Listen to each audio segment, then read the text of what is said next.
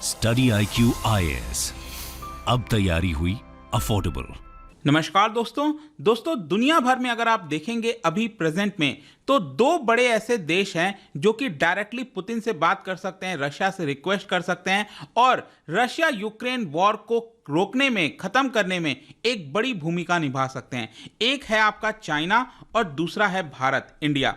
क्योंकि चाइना का रिलेशन दुनिया भर के बहुत से देशों के साथ अभी अच्छा नहीं चल रहा है, इसी की वजह से भारत यहां पर एक बहुत इंपॉर्टेंट रोल प्ले कर सकता है। अभी आपने रिसेंटली कुछ दिन पहले सुना होगा कि प्राइम मिनिस्टर मोदी ने डायरेक्टली पुतिन को कहा था कि it is not the time for war, और उसके बाद इसको लेकर काफी बहस हुई थी। बहुत से वर्ल्ड लीडर्स ने सपोर्ट किया था इस स्टेटमेंट को, और अब यहां पर आप देख सकते हो एज अ फॉलो अप यहां पर प्राइम मिनिस्टर नरेंद्र मोदी जी ने डायरेक्टली बात किया है यूक्रेन के राष्ट्रपति जेलेंस्की के साथ। ये आप देख पाओगे, there can be no military solution to Ukraine conflict, PM Modi tells Zelenskyy. तो इसको डिटेल से समझेंगे, कल एग्जैक्टली फोन पर क्या बातचीत हुई, भारत क्या इंपॉर्टेंट रोल प्ले कर रहा है रशिया यूक्रेन को वॉर को रोकने के लिए, काफी कुछ जानने को है। चलिए आगे बढ़ते हैं, लेकिन उसके पहले ध्यान रखिएगा दोस्तों, अगर आप यूपीएससी की तैयारी कर रहे हैं, आपके पास एक बहुत अच्छा मौका है। सिर्फ 2 दिन का वक्त बचा है आपके पास, क्योंकि 6 अक्टूबर को ये जो पूरा बैच है वो क्लोज हो जाएगा। इसके अंदर आपको अगर एडमिशन चाहिए तो हमारे वेबसाइट और ऐप पर जाइए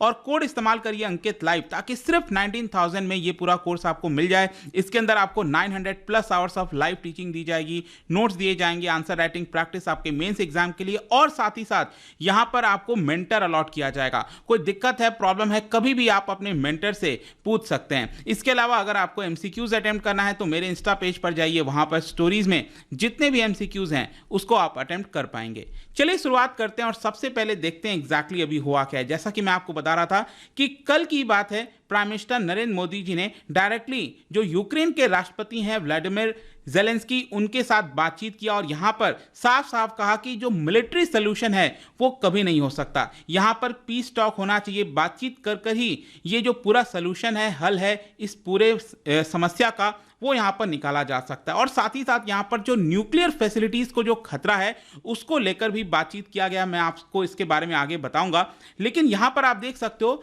कि 2 हफ्ते के बाद, मतलब कि रशिया के जो प्रेसिडेंट हैं व्लादिमीर पुतिन, उन्होंने यहां पर 2 हफ्ते पहले ही अनाउंस किया था कि जो मोबिलाइजेशन है वो किया जाएगा। क्या होता है कि कई सारे रिजर्विस्ट होते हैं रशिया के अंदर, अगर उनको मिलिट्री की आवश्यकता है, लोगों की आवश्यकता है, तो यहां पर उनको बुलाया जा सकता है। और इसी को ऑलरेडी पार्शियल मोबिलाइजेशन का निर्णय ले लिया पुतिन के द्वारा, और यहां पर बोला गया कि 3 लाख के आसपास जो रिजर्विस्ट हैं उनको बुलाया जाएगा, ताकि रशिया यूक्रेन वॉर में वो मदद कर सकें। और साथ ही साथ पुतिन ने क्लियरली कह दिया था कि ये जो फाइट है, it is fight to death with US and their allies, specially जो नेटो हैं, नेटो के मेंबर्स हैं, उनके खिलाफ हम यहां पर ये जो पूरी जंग है वो लड़ रहे हैं, और इसको लड़ने के लिए जो भी हमें करना पड़ेगा वो हम करेंगे। तो उसके 2 हफ्ते के बाद ये सारी डेवलपमेंट्स आपको देखने को मिल रही हैं प्राइम मिनिस्टर मोदी और जेलेंस्की के बीच में। इसके अलावा आपको एक और इंटरेस्टिंग चीज पता होगा कि अभी रिसेंट की बात है कि रशिया के राष्ट्रपति पुतिन ने एक फॉर्मल सेरेमनी रखा था। इस सेरेमनी के अंदर जो एक बड़ा पार्ट है डोनबास का, लगभग 4 रीजन्स का, ये अगर आप देखोगे ध्यान से, यूक्रेन का जो ईस्टर्न वाला पार्ट है, इसमें लगभग 15% हिस्सा इसको फॉर्मल तरीके से रशिया ने अपने अंडर में रख लिया। और पुतिन ने इस सेरेमनी के दौरान कहा था कि अब यहां पर जो लोग रहते हैं, ये जो 15% एरिया में जो लोग रहते हैं, उनकी रक्षा की जिम्मेदारी अब यहां पर रशिया की है। ठीक है, तो ये आपको समझना है कि यहां पर एक जो बड़ा डेवलपमेंट हुआ है, इसके जस्ट बाद ही जेलेंस्की ने भी एक बड़ा कदम लिया, और बताया ये जा रहा है कि बहुत से जो एरियाज हैं जो रशिया ने यहां पर लिया था यूक्रेन से, उसको वापस से यूक्रेन ने काउंटर ऑफेंसिव करते हुए वो कुछ एरियाज ऑलरेडी ऑक्यूपाई कर लिया है। और जेलेंस्की ने कहा है कि आगे आने वाले हफ्ते में हम और ज्यादा जो एरिया है वो अपने अंडर में ले लेंगे। तो बेसिकली यहां पर जेलेंस्की ने एक डिक्री साइन की है, उसके अंदर ये अनाउंस किया है कि अब रशिया के प्रेसिडेंट पुतिन के साथ जो बातचीत करना है वो ऑलमोस्ट इम्पॉसिबल है। मतलब यहां पर पुतिन के साथ कोई भी बातचीत नहीं हो सकती। अगर यहां पर हम कोई बातचीत करते हैं, डायलॉग करते हैं, तो हम रशिया के किसी दूसरे राष्ट्रपति के साथ करेंगे। मतलब कि यहां पर जेलेंस्की की तरफ से, पुतिन की तरफ से जो भी कुछ किया जा रहा था, उसमें अब यहां पर दिखने लगा था कि दोनों लोग बातचीत नहीं करने वाले। इसी के कॉन्टेक्स्ट में आपको समझना है कि जो प्राइम मिनिस्टर मोदी हैं, उनका रोल आ जाता है। उन्होंने यहां पर जेलेंस्की को कहा कि इंस्टेड ऑफ कॉन्फ्लिक्ट कहीं ना कहीं हमें बातचीत कर कर ही जो पूरा सोल्यूशन है वो निकालने की जरूरत है, वही हम कर सकते हैं। इसके अलावा यहां पर प्राइम मिनिस्टर मोदी ने, और भारत तो आपने देखा होगा पिछले लंबे समय से इस वॉर को खत्म करने में लगा हुआ है। यहां पर इनिशियली जो रशियन फोर्सेस के द्वारा एडवांसेस किया जा रहा था, टेक ओवर किया जा रहा था, तब यहां पर हमने यहां पे जो पीस है उसके लिए बोला, और वापस से अब यहां पर जब यूक्रेन की फोर्सेस ऑफेंसिव हो रही हैं तब भी हम यहां पर पीस की मांग कर रहे हैं। और प्राइम मिनिस्टर मोदी ने क्लियरली जेलेंस्की को फोन पर यह कह दिया कि भारत तैयार है, अगर किसी भी प्रकार का पीस एफर्ट की जरूरत है, कंट्रीब्यूशन की जरूरत है भारत की तरफ से, पीएम मोदी खुद की अपनी तरफ से, तो यहां पर वो करने के लिए तैयार हैं, ऐसा क्लियर कट कह दिया था। क्योंकि आपको याद होगा कि जो मैक्सिको है उन्होंने यूनाइटेड नेशंस के अंदर, और कुछ और देशों ने यूनाइटेड नेशंस के अंदर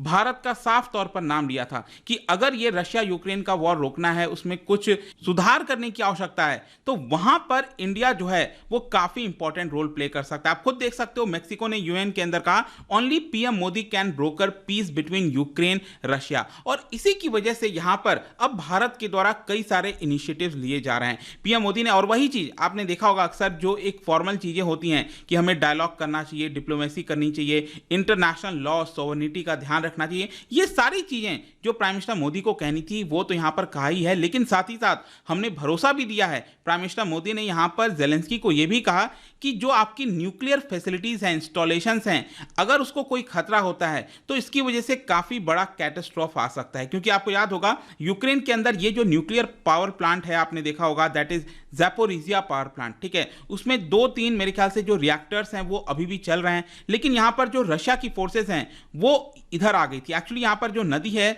नाइपर नदी, उसके किनारे ये बसा हुआ है, तो नदी के ईस्टर्न साइड में अगर आप देखोगे तो यहां पर रशियन फोर्सेस थी, इस प्लांट का सहायता लेकर यहां से वो यूक्रेन के अंदर फायर कर रहे थे, और जो यूक्रेन की फोर्सेस थी वो नदी के उस पार थी। तो इसकी वजह से ऐसा लग रहा था कि ये जो न्यूक्लियर प्लांट है उसको बहुत बड़ा खतरा हो सकता है। तो इसी की वजह से प्राइम मिनिस्टर मोदी ने यह भी कहा कि जो आपके न्यूक्लियर इंस्टॉलेशंस हैं उसको सेफ रखना बहुत ज्यादा जरूरी है, अदरवाइज ये पब्लिक हेल्थ और एनवायरनमेंट के लिए काफी ज्यादा नुकसान हो सकता है। दोनों लीडर्स ने यहां पर जो बायलैटरल कोऑपरेशन है, वैसे मैं आपको बता दूं ग्लासगो में नवंबर 2021 में ग्लासगो में यहां पर प्राइम मिनिस्टर मोदी और जेलेंस्की की मुलाकात हुई थी। उसके बाद यहां पर जो बायलैटरल कोऑपरेशन है दोनों देश के बीच में, उसको बढ़ाने की भी चर्चा हुई है। वैसे आप पर आपको एक इंपॉर्टेंट खबर बता दूं कि न्यूक्लियर को लेकर भी काफी ज्यादा बातचीत चल रही थी। रशिया यहां पर ऐसा दिखाने की कोशिश कर रहा था कि हम न्यूक्लियर लॉन्च कर सकते हैं अगर हमें कोई भी खतरा होता है, और यही न्यूज देखते हुए आप देख पाओगे यहां पर एक बड़ी खबर आई थी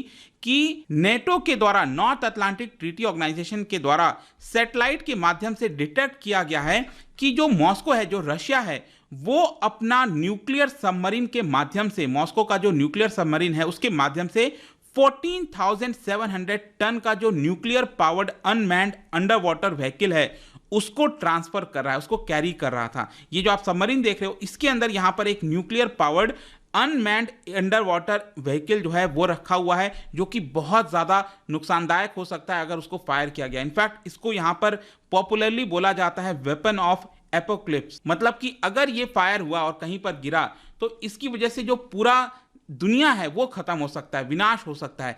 इस पर्टिकुलर वेपन को ये भी कहा जाता है। तो ये कल ही ये सारी डेवलपमेंट्स हुई हैं, और इसी के अंतर्गत आपको समझना है कि यहां पर भारत जो है वो एक इंपॉर्टेंट रोल प्ले कर पाएगा। फाइनली कंक्लूजन क्या निकलता है, देखो कंक्लूजन में ओवरऑल मैं आपको ये बताऊं तो प्राइम मिनिस्टर मोदी ने पुतिन से एससीओ के समिट में जो बात कही थी कि it is not the time for war, हमें वॉर को खत्म करने की आवश्यकता है, अदरवाइज जो विश्व के अंदर बाकी के प्रॉब्लम्स हैं, फूड प्रॉब्लम्स, एनर्जी सिक्योरिटी, इसको लेकर दिक्कत आ सकती है। और यही सारी चीजें वेस्टर्न कंट्रीज ने सपोर्ट किया भारत के इस स्टेटमेंट को। और यहां पर ज्यादातर जो एक्सपर्ट्स हैं, जैसे कि ऑब्जर्व रिसर्च फाउंडेशन के जो एक्सपर्ट हैं, उनके द्वारा यही बोला गया है कि ये जो प्राइम मिनिस्टर मोदी ने कॉल किया है जेलेंस्की को, वो इसी का एक प्रकार से आप फॉलो अप कर सकते हैं। मतलब कि हम यहां पर बैलेंस रोल प्ले करने की कोशिश कर रहे हैं, रशिया को भी कुछ बातें कह रहे हैं, जेलेंस्की को भी कह रहे हैं, ताकि यहां पर जो वॉर है अल्टीमेटली रुक जाए। वैसे आपको याद होगा 30 सितंबर को यूनाइटेड नेशन सिक्योरिटी काउंसिल के अंदर एक रेजोल्यूशन लाया गया था ताकि रशिया के द्वारा जो डॉनबास रीजन है उसको इलीगली ऑक्यूपाई किया गया है उसको कंडेम किया जाए, लेकिन इंडिया ने अगेन यहाँ पर एब्सटेन कर दिया था उस रेजोल्यूशन से। तो एक प्रकार से हम यहाँ पर किसी की साइड लेने की नहीं कोशिश कर रहे हैं, लेकिन अल्टीमेटली भारत या फिर प्राइम मिनिस्टर मोदी का यही एम है कि ये वॉर रुक जाए। तो क्या भारत इसमें सफल हो पाएगा, नहीं हो पाएगा, ये तो आगे आने वाला समय बताएगा, लेकिन एक काफी इंपॉर्टेंट स्टेप भारत के द्वारा लिया जा रहा है। विश्व के कई देश भारत के ऊपर निगाहें लगाए हुए हैं कि क्या यहां पर हम कर सकते हैं। Let's see. जाने से पहले एक interesting question, during an atomic explosion, जो एटॉमिक बम का एक्सप्लोजन होता है उसमें जो एनर्जी रिलीज होती है वो किस कारण की वजह से होती है, आपको बताना है। इसका राइट आंसर आपको पता ही है, मेरे इंस्टाग्राम पर तो मिलेगा ही, वहां पर अगर आप नहीं हो कोई बात नहीं, टेलीग्राम से भी ले सकते हैं इसका सही उत्तर। मैं कई सारे जो एमसीक्यूज हैं वो यहां पर स्टोरीज में डाल दिया करता हूं। बाकी अगर आपको पीडीएफ चाहिए तो टेलीग्राम पर आइए, अलग अलग सोशल मीडिया पर आप जुड़ पाओगे। और जैसा मैंने बताया, यूपीएससी की तैयारी अब आप कर सकते हैं by using the code Ankit live, ताकि सिर्फ 19,000 में ये पूरा कोर्स आपको मिल जाए। आई होप कि वीडियो आपको पसंद आया होगा। मिलता हूं आपसे next time. Till then, thank you very much, see you soon. Study IQ IAS, अब तैयारी हुई अफोर्डेबल।